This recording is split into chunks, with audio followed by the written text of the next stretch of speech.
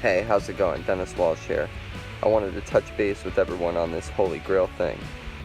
If you look it up, the Holy Grail is a cup used to catch Christ's blood at the crucifixion. Well, there's more to it than that. And if you're a beginner and new to all of this,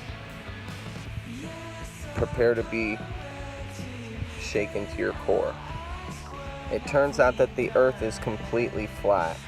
They rub it in your face on everything. They're showing you on the Christmas tree how the sun moves above the flat earth plane. It spirals round and round, in and out, up and down, bringing the seasons. You place your star in the X, the sun is a star. And what I'm telling you is that that sun is Jesus the Son. And the light from the sun goes into the hole at the center of the earth, the Holy Grail. And the allegory, Jesus' blood into the cup, that's like Jesus the Son, the light from the sun, into the hole.